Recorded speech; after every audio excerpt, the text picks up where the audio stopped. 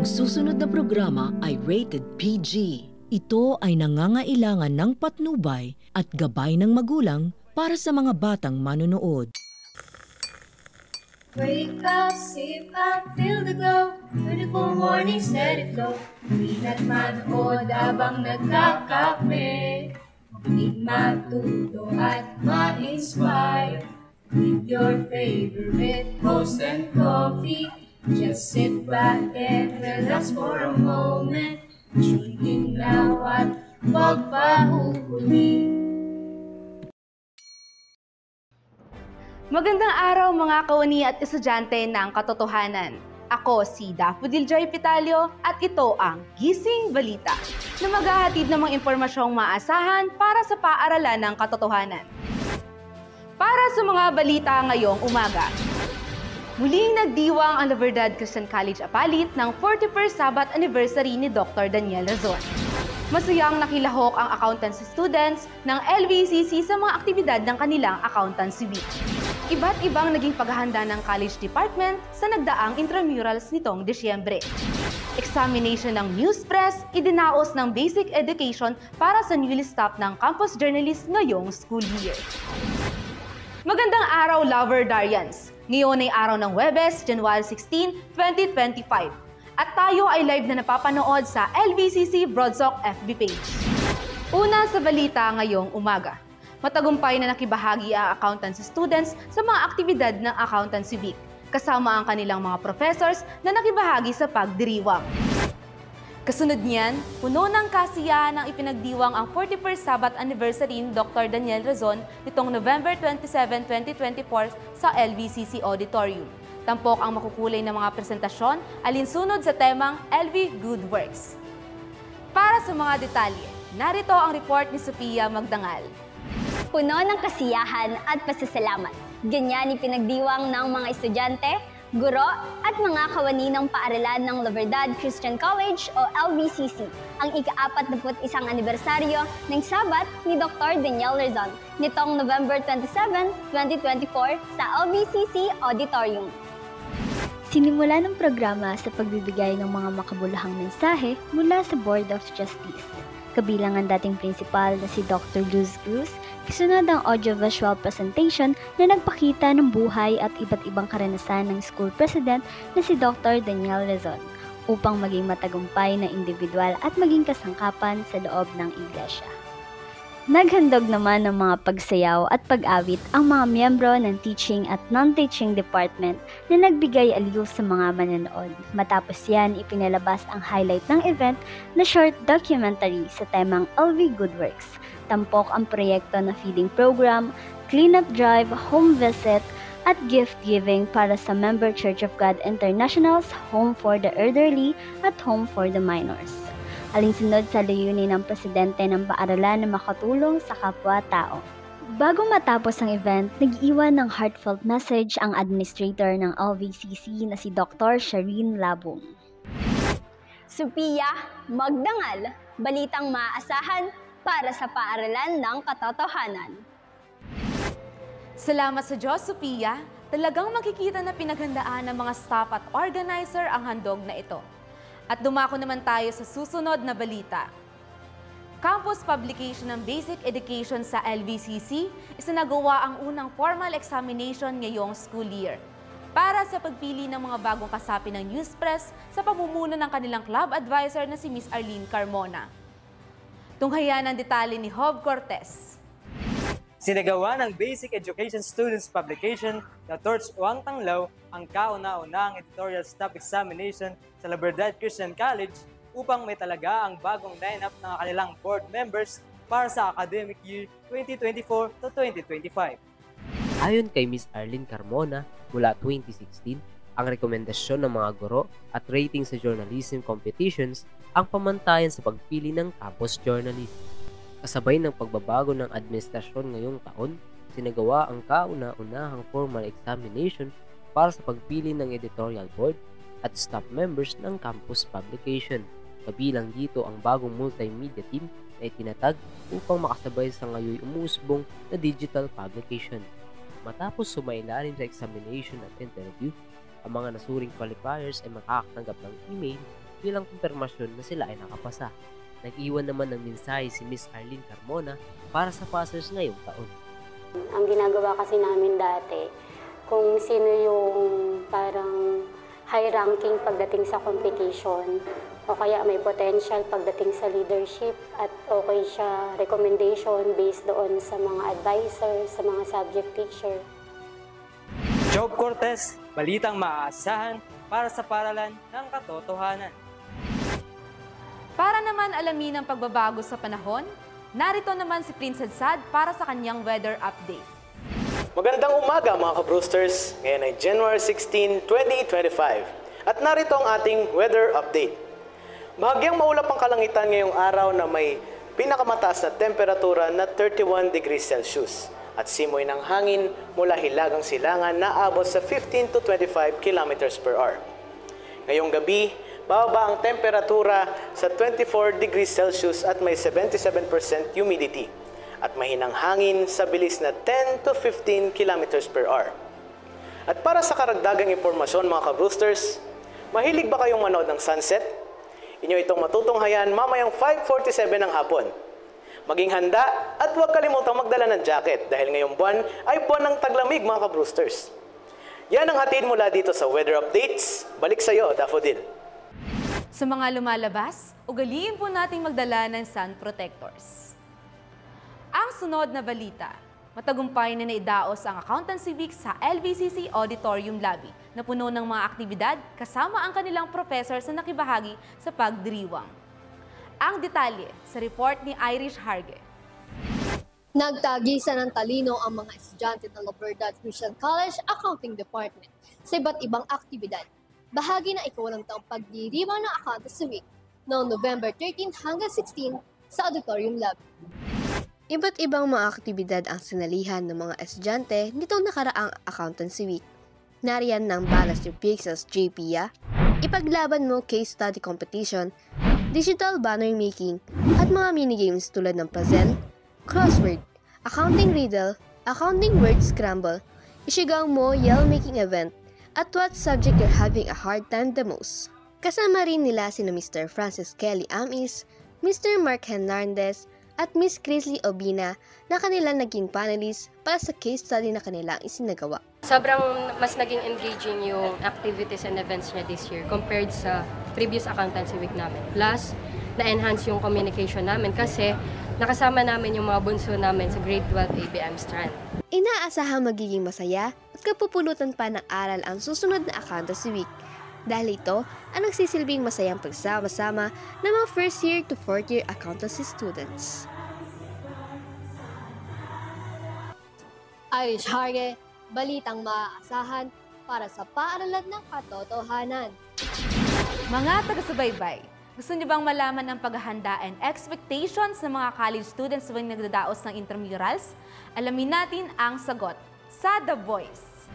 Yung pinaka-ine-expect natin for Intramurals 2024 is of course yung volleyball championship po ng men and women. Ayun po talaga yung pinakaabang ng lahat ng students, lalo na yung mararamdaman mo talaga adrenaline and pati na rin yung crowd.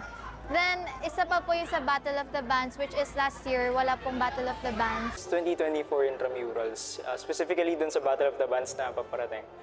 Nakikita ko na malaking opportunity para sa atin to showcase our skills and talent. Expect ko po na may emphasize yung inclusivity para po sa lahat ng students ng La Verdad. Hindi lamang po para doon sa mga sports-inclined or athlete students, pero lahat po ng estudyante po na kahit hindi po players. Sana maging collaborative and more camaraderie in these intramurals kung saan makapag-participate yung mga athletes natin kasi hindi sila nabigyan ng chance na makapaglaro last year. So I am expecting na makasama din namin sila lalo na sa volleyball and also sa ibang sports kung saan sila yung mag-spearhead ng mga laro. At yan ang sagot ng ating Loverdarians. Alamin naman natin ang iba pang mga ulat sa pagbabalik ng Gising Balita. Cravings a delicious, unique twist in your favorite sandwich? Try Sandwilicious, where great taste meets fresh ingredients and bold flavors in every bite. Perfect for any time of day. Sandwilicious is the snack that satisfies.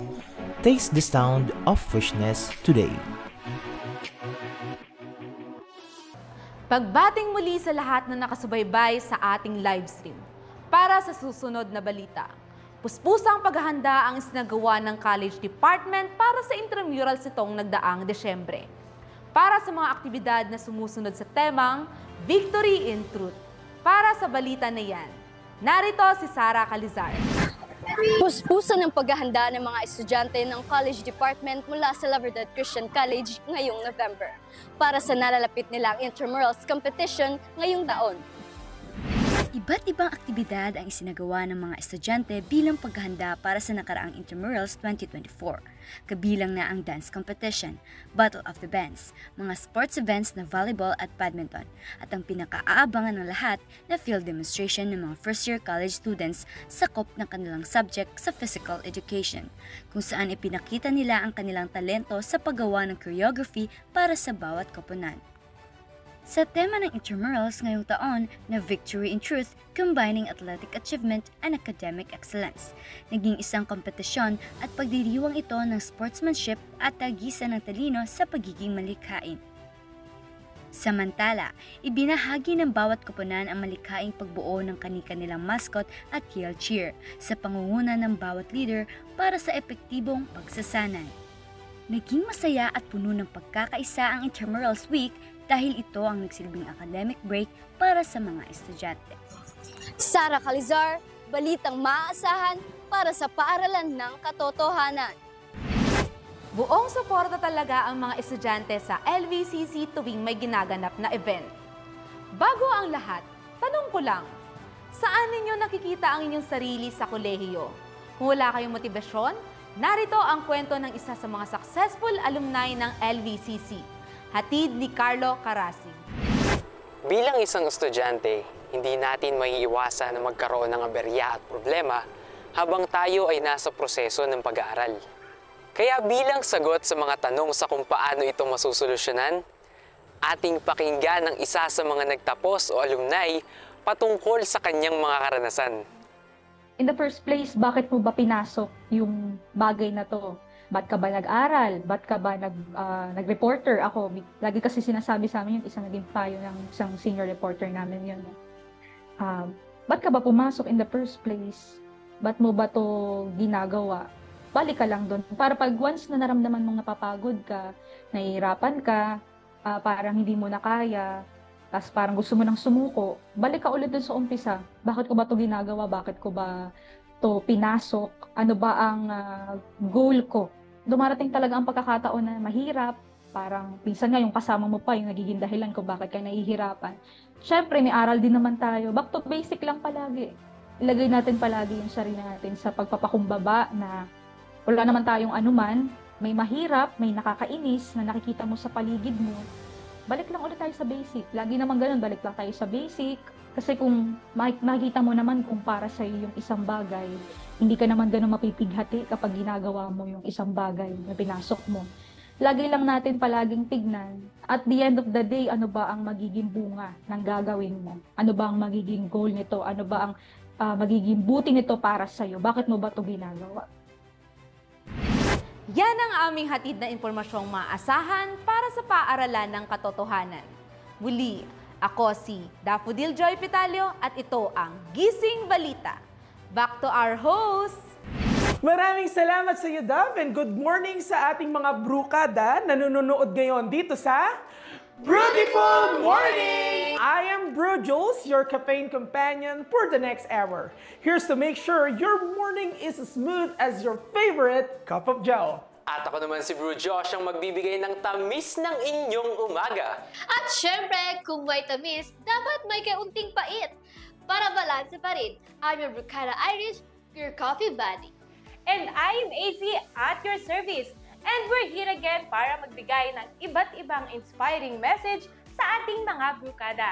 Alright, brukada, let's perk up your day and go get your coffee and stay with us. And remember, life's too short for bad coffee and boring mornings. By the way, mga brukada, tayo pala ay napapanood via live streaming sa ating social media accounts. Kaya don't forget to like, comment, and share our page para syempre mga brukada, lagi kayong updated sa mga latest happenings natin. Yes, that's right, Bro Josh. At ngayon naman mga kabrukada, may tanong ako sa inyo. Yun. Sabagay sa mga magagastos. That's me, of course. Yan, mga di marunong mag-budget ng allowance. Oh, tiyak, eto, swak na swak sa atin tong mga college student. Para sa mga nagdo-dorm din. Ayan nga, ating abangan ito sa ating tipid tips. Wow! Ngayon naman, paano pa natin mapapanatiling mahinahon kapag may problema tayong kinakaharap? Ngayon ang ating aalamin mamaya sa The Best Answer. Tama. At eto pa, syempre, meron akong nabalitaan mga ka-Brewsters na meron daw isang estudyante na pang around the world daw yung talent. Around the world. At alam nyo ba na siya daw ay nakapasok sa... Guess nyo nga kung ano? Saan? Guess nyo, syempre. Sa PBA kasi kami. Siya ay nakapasok sa UAAP Season 87. Latest to. At yan naman ang dapat nating abangan sa Beyond the Limits. Kasi alam mo yan, isa ako sa na-amaze. Why? Kasi bihira tayong makakakita na syempre nakakapasok sa UAAP. Alam naman natin kung gaano kahirap ang makapasok sa UAAP. Oo. Ngayon naman, iba't ibang ang workshop na isinagawa ng Shatter Guilds at yan ang aabangan natin sa Broadsock Update mamaya. Ngayon, alam nyo ba, last year, may inilabas itong ex-girlfriend ng isang celebrity. Kailan nyo? Intriga ko sa mga. Sino to? Sabalita! Oo, alam ko yan. Oo. Ano gagawin natin dyan? Ngayon, alamin natin kung tama bang mag-screenshot without permission. Abangan yan with Atty. Gopez sa Batas at Balita. Maano ko lang, masingit ko lang, Irish, no? Kasi gano'n na ba talaga na yung pagtitake ng screenshot, diba? Kung ano ba siya, kung gano'n ba siya prohibited sa panahon ngayon na gadgets na yung napapakinabangan natin ngayon. Kasi hindi natin alam na, hindi na pala pwede mag-screenshot Kasi kahit ako, without may ligyan ako permission. mag-screenshot. Kaya, heto ngayon. Dumako naman tayo dito. Kilalanin din naman natin mamaya kung sino itong labordarya na may kamukha daw na sikat na. Tunay ba yan? Yan, ating makikilala yan mamaya sa ating Kadukabab. At eto, punta naman tayo dito na mula sa mga plastic at mga patapong basura, pwede rin palang maging kapaki-pakinabang. Gusto ko yan naman. Amazing. Dami kami basura. Tama. At yan naman ang dapat nating alamin. Yung alam niyo yung mga steps na dapat nating gawin, yan yung dapat nating malaman mamaya.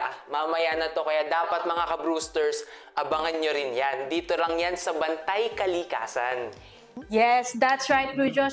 And in fact, alam mo ba, Bro Josh, itong nasa background natin, isang magandang halimbawa yan ng waste na pwede nating maging kapakit-pakinabang. Oh, yeah. Yeah. Kapakit-pakinabang talaga. Actually nga, yun nga, sundan ko lang si Grace, no?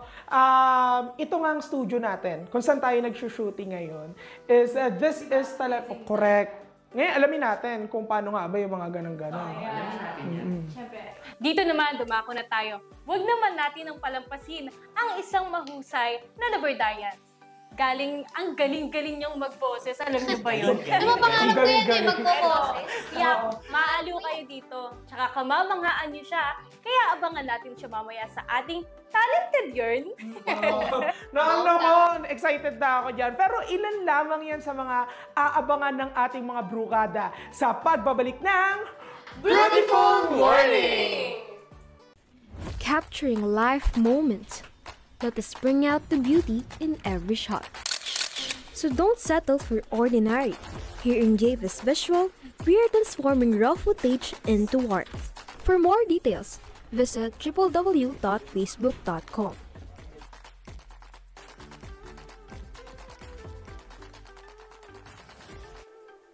And we're back again mga brukada. So go, grab your mug, take a sip, and let's dive into the kind of conversation that will give you a perfect morning buzz. And yes, that's perfect, Bro Josh. Oh, teka lang.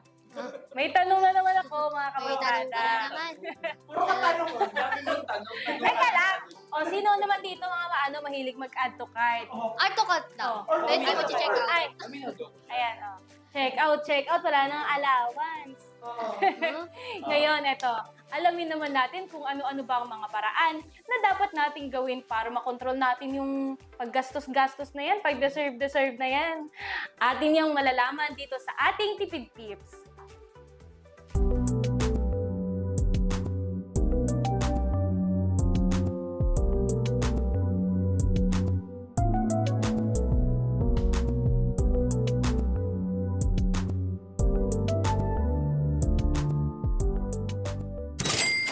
Wipe out agad ang pera kahit isang araw pa lang? Hindi alam kung paano mag-ipon? Here's some tips para sa inyo. Budget your allowance. As a student, dapat alam mo kung paano nag-handle ng pera. And here's an example of a weekly budget. Don't buy unnecessary things. Isa sa mga dahilan kung bakit wala kang maipon ay hindi ka responsable sa binibili mo. Let's be financially responsible. Hindi ka anak ni Henry C. You can try to use the Money Savings app to track down your expenses. Start saving. Save even a small amount of your money. From your allowance, pwede kang magtabi ng pera, pero yung kaya mo lang at willing mong itabi. You can visit and read about Tipid Tips on any social media platforms para alam natin ang tamang pag-manage ng pera. And just make sure it's readable. At syempre, palaging manood ng Beautiful Morning for more Tipid Tips. Hanggang sa muli, Labradarians! Ay, Sapul! Sapul! BTS siya po. Kaka-check out ko na. Ayan, sinasabi ko na eh. Pagdating na mamaya. Deserve mo ba? Napindot ni Joy. Actually, pagdating na mamaya. Alam mo, next time, 2 weeks kong pag-iisipan kung i-check out ko ba yung laman ng cart ko sa online shop. Tama yun, Jules. Ngayon, alamin natin kung paano isi-save ang ating wallet sa Pecha de Peligro. O, alam mo na ngayon, ha? Oo. Alam mo na. Alam nyo na, guys. Alam na. Alam mo na yan. Self, alam mo na yan, self. Ngayon naman, alamin natin kung paano mananatiling mahinahon kapag may problemang kinakaharap. At ano rin ba ang mapapayo ni Brother Eli Soriano? Let's watch this.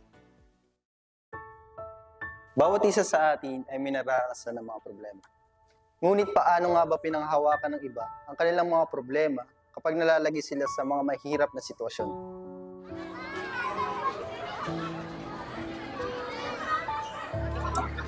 Actually, pinanghahawakan ko po yung mga problema na maging kalmado. So bago ka gumanap, may kalakip sana na panalangin para gabayan naman tayo awat. Second year na tayo, broadcasting, nakapagpatuloy pa rin kahit papaano, awat tulong. Unang-una, ang magandang gawin natin is idalangin natin sa Diyos ano man ang problema natin. I-assess mo yung problema, paano mo siya i-handle. Andiyan naman ang mga kaibigan natin, di ba? Pwede naman natin sila hingan ng tulong, pwede natin makakuha ng advice para masolusyonan kung ano man yung problema natin. Palagi ko lang pong iniisip yung aral at sinasabuhay na yung mga aral na papakinggan po natin. Especially ngayon. Lalo na sa school, marami talagang problem. Lalo na pag nababalisa na sa mga projects. And iniisip ko lang na hindi naman yun bibigay sa amin kung hindi namin kaya yung gawin. May mga aral naman tayo napapakinggan na pwede natin panghawakan.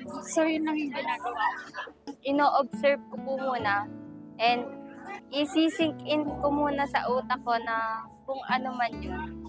Pag tapos na ako sa ganong proseso, parang lalaban ulit ako kung ano man yung kinakaharap.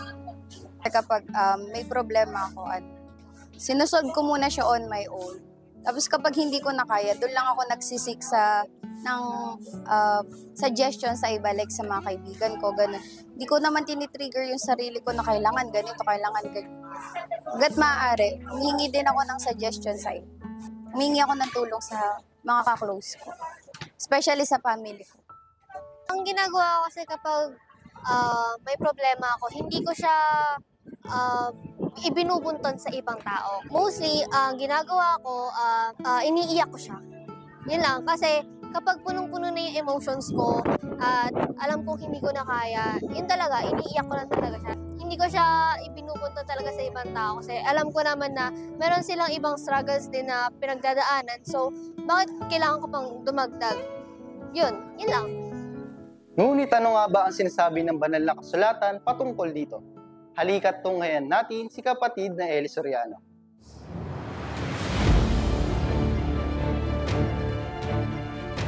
Yung madaling magalit, nagbubunyi ng kamangmangan yon. Kaya yung may pag-ibig, mahinahon yun eh.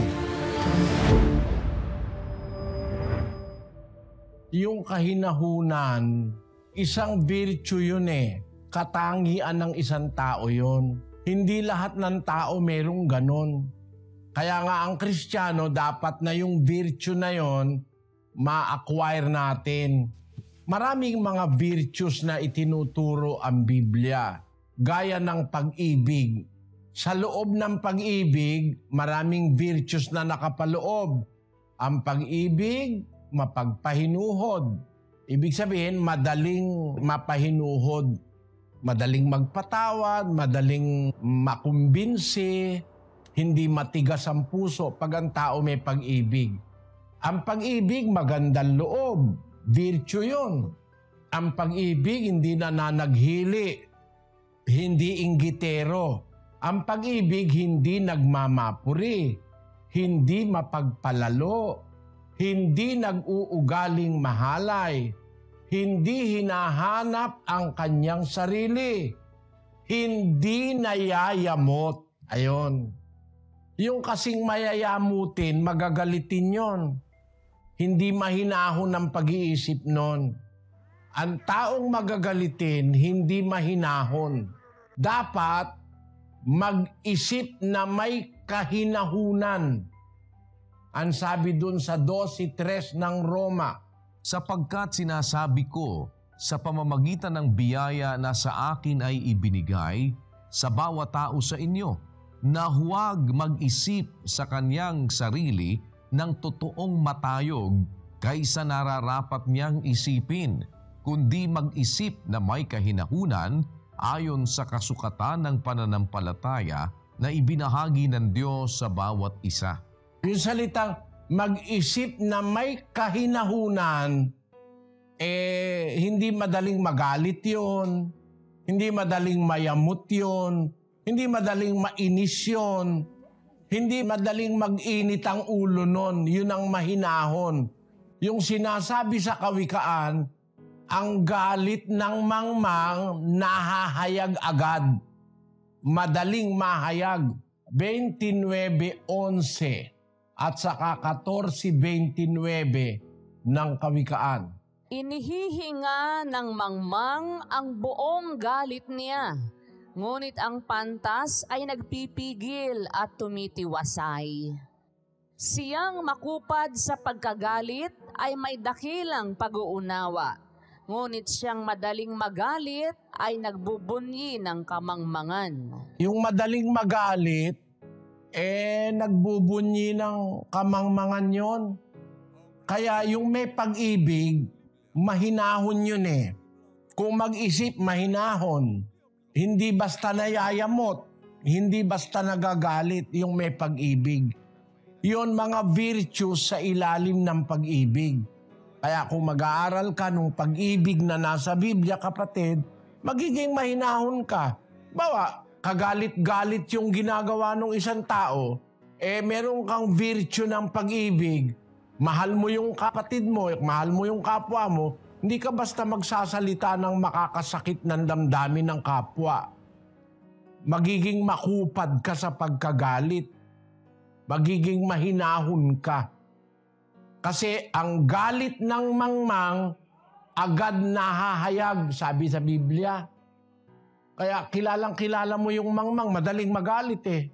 Galit agad, nakasigaw agad, nakasinghal agad. Kung magsalita, walang pag-aalaala sa kapwa-tao kung masasaktan ng kapwa o hindi. Ganun ang mga mangmang.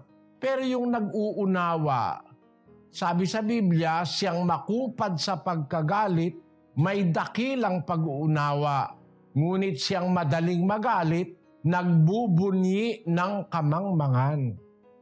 And tanong mo, paano mapapanatili yung kahinahunan? Matuto kang umibig, kapatid. Halimbawa, mahal ko ang isang tao. Kahit nagagalit na ako, hindi pa rin ako nagagalit, napipigil ko kasi mahal ko yung isang tao eh. Pero pag halimbawa, lagi kang galit, ibig sabihin wala kang pag-ibig noon. Lagi nakasigaw, lagi nakasinghal, laging kung magsalita ay nakakasugat ng damdamin, walang pag-ibig sa kapwa yung ganun. Matuto lang tayong umibig, magiging mahinahon tayo. At ang pagiging mahinahon, kasama rin yung makupad sa pagkagalit. Yun ang sinasabi doon sa Santiago 1:19, basahin natin. Nalalaman ninyo ito, minamahal kong mga kapatid. Ngunit magmaliksi ang bawat tao sa pakikinig, magmakupad sa pananalita, magmakupad sa pagkagalit. Magmakupad ka sa pagkagalit, magmakupad ka sa pananalita. Baka yung sasabihin mo, makakasakit ng damdamin ng iyong kapwa. Pero maging maliksi ka sa pakikinig ng salita ng Diyos.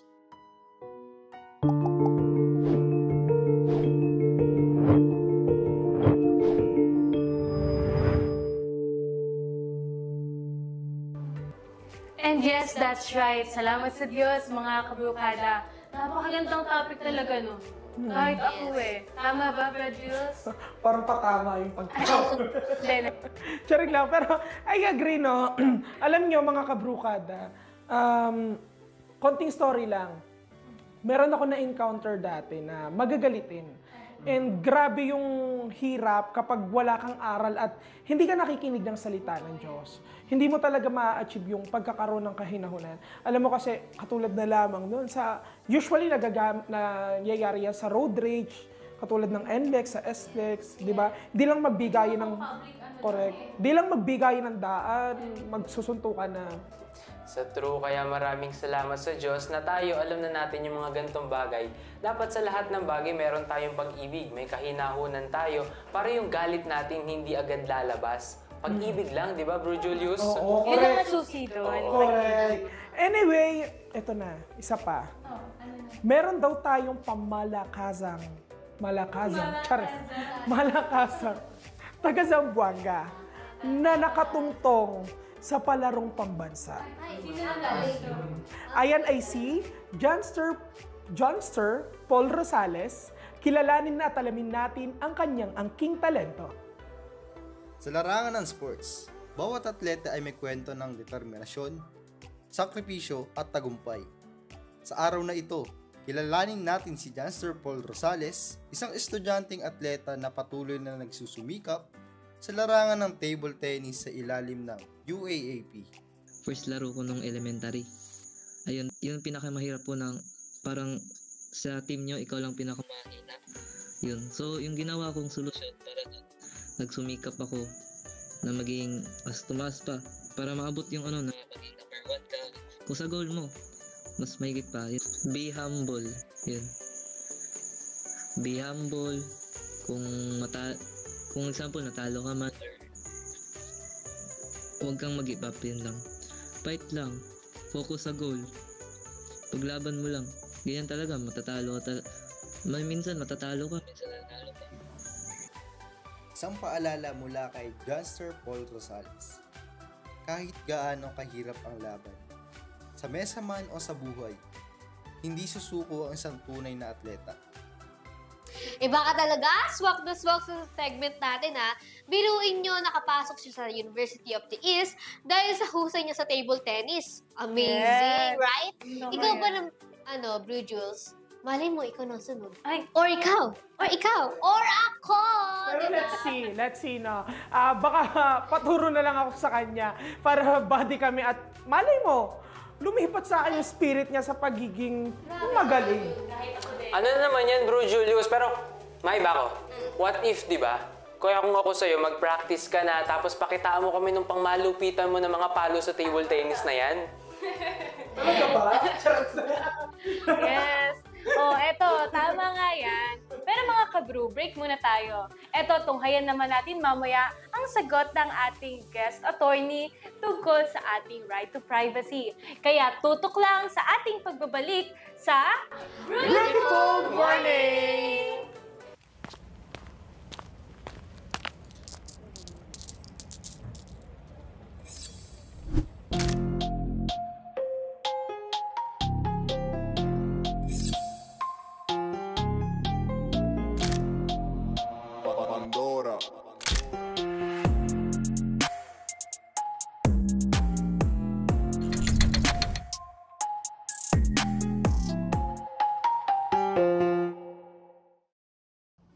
nagbabalik ang inyong mga brokada.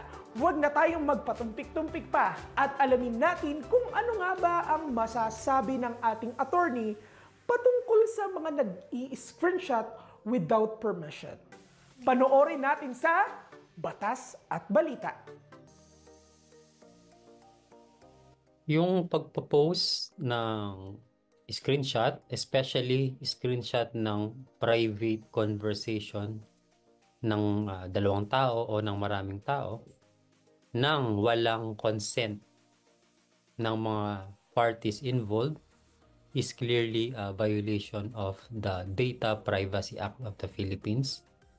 Yung private conversation, it is protected by our law. So, Data Privacy Act, which was approved by the Congress way back 2012. So, madaling sabi, pagka walang consent, it is illegal under the law. Depende rin sa sa circumstance kung ano ba yung laman noong screenshot. Kasi possible yung laman ng screenshot, it may contain malicious imputation against certain individuals. So if it contains malicious imputation against certain individuals and those screenshots were posted without their consent, there might be a violation of the Cybercrime Prevention Act of the Philippines. Pwede siyang kasuhan ng both violation of Data Privacy Act tsaka yung Cybercrime Prevention Act of the Philippines, which was also implemented and approved by the Congress way back 2012. First, hingi ka ng consent sa mga parties involved. Kapag may consent ka, hingi ka ng written consent, pinakamatibay written, kaysa naman pagka verbal kasi medyo mahirap eh. Pagka written, matibay na yan, you can post it in the social media. Second, kailangan mong gamitin yung mga options ng social media. For example, Facebook. Bakit mo ipapublic? Gamitin mo yung friends lang or friends of friends para ilimit mo kung sino yung makakakita. Also, be mindful of what you are posting. Check all the details kung meron bang defamatory statement or any statement na pwedeng makasama sa isang tao. Responsible tayo sa paggamit ng social media kasi sa panahon natin ngayon, hindi ka pwedeng post ng post. Laging bago ka mag-post, mag-isip ka muna ng 3 beses kung kailangan mo bang i-post. Yung panahon natin ngayon, yung Philippines, they are heavily users of social media. And kailan ba pumasok yung social media sa atin? Facebook, pumasok yan 2009 or 2008.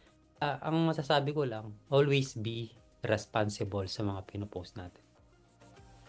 Ayun naman pala, ang ganda nung napakinggan natin.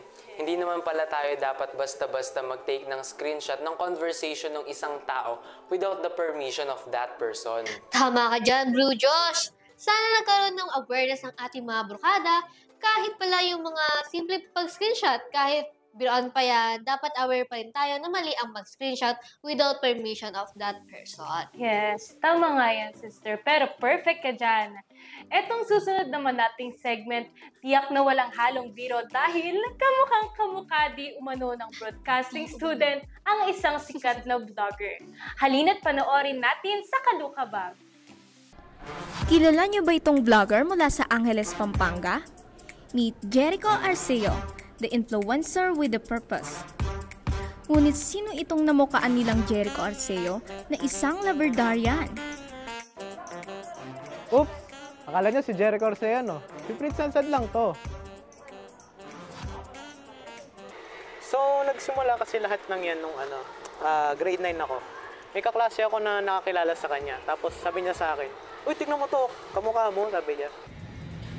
Pogi, sige na! Tinanong ko naman, sino ba yan? Tapos sabi niya, Jericho Arceo, di ko talaga kilala eh. Tapos syempre, na-curious ako na sino ba siya? Yun pala, sikat na vlogger siya, ganon, na nakatira din siya sa Pampanga. Nung una, wala lang, kasi yun nga, di ko siya kilala eh. Nung una, wala lang talaga.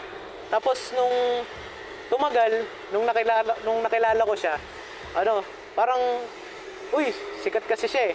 Kumbaga, natutuwa na ako na ang dami nagsasabi. Nung una, mga klase ko lang kasi, itsura, yun, yung appearance. Tapos, yung pananalita namin, yung accent.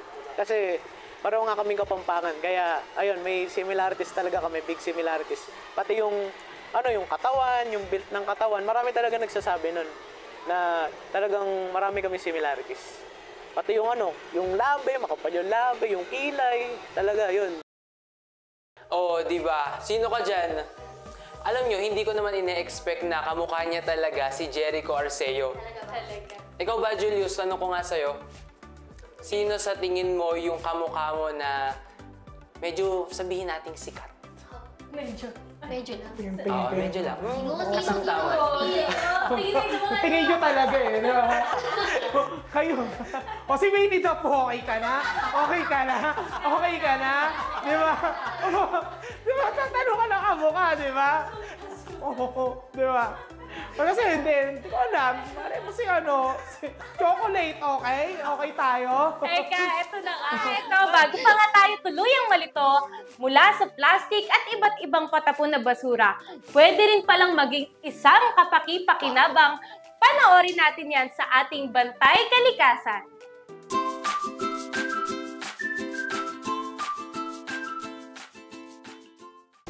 Alam niyo ba na sa bawat plastic na ating pinagkakainan ay mayroon tayong butang sa kanila? Ang basura ang isa sa dahilan ng pagkawasak ng ating mundo. Ito ang nagiging dahilan ng unti-unting pagkasira ng kagandahan ng ating kapaligiran.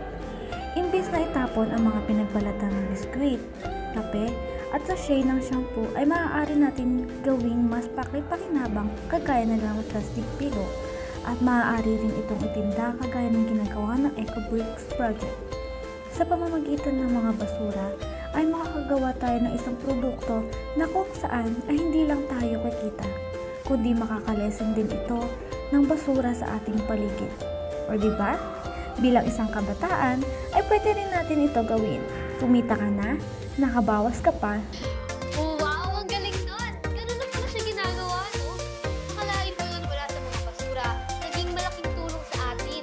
Pati na rin sa kalikasan. Yes, that's why it is very important to take care of our nature.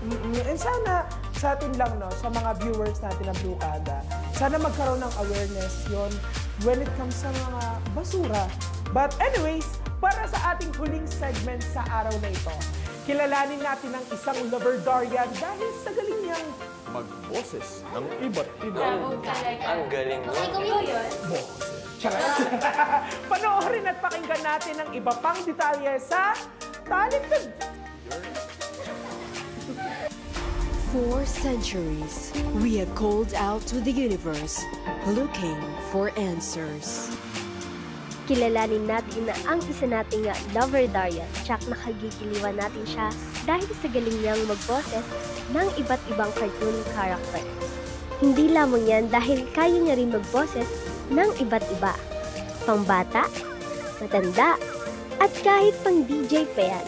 Kayang-kaya yan ng third-year broadcasting student na si Sharon Ruidivar, BA Broadcasting student, and I live at Ozano City, Misamis Occidental in Mindanao. Pero, kailan niya kaya na-discover ang kanyang talent? At ano naman kaya ang mapapayo niya sa mga nais mag-aspire bilang isang voice artist? Until naging certified voice artist ako kasi may naka-discover sa akin and then in-endorse ako. Requirements sa pagboboses. Pag kung gusto mo talaga maging voice artist, first requirement is dapat mahal mo yung ginagawa mo.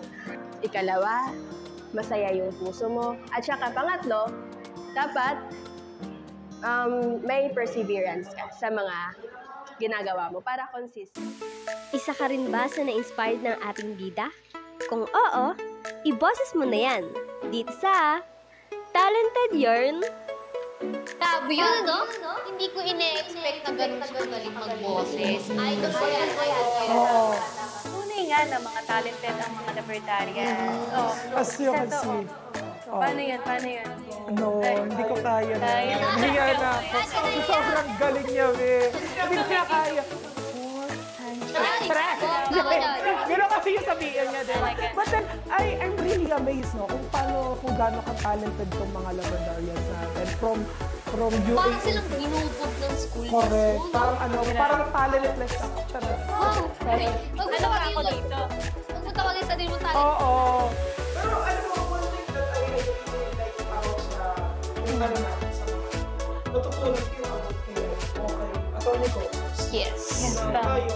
Kasi I'm very aware kasi sa panahon na the gadgets is bongga na kanina. Crucial.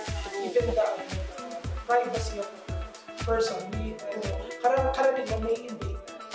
For example, mag-screenshot lang ng conversation, akala natin. Okay lang. Yun pala, hindi na pala siya mali. Ay, mali. Ibig kong sabihin, hindi na pala siya tama. Tama, diyan ka tama. At ako naman, doon naman ako na-intriga dun sa segment natin na tipid-tip.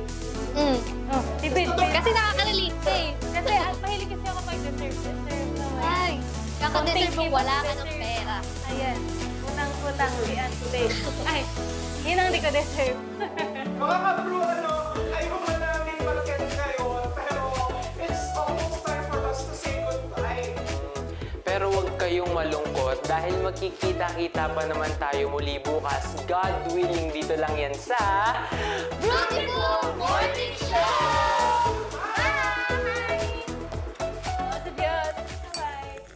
Wake up, sip up, feel the glow. Beautiful morning, let it go. Hindi na't manood habang nagkakape. Makinig, matuto at ma-inspire. With your favorite host and coffee. Just sit back and relax for a moment. Tune in now at magpahuhuli.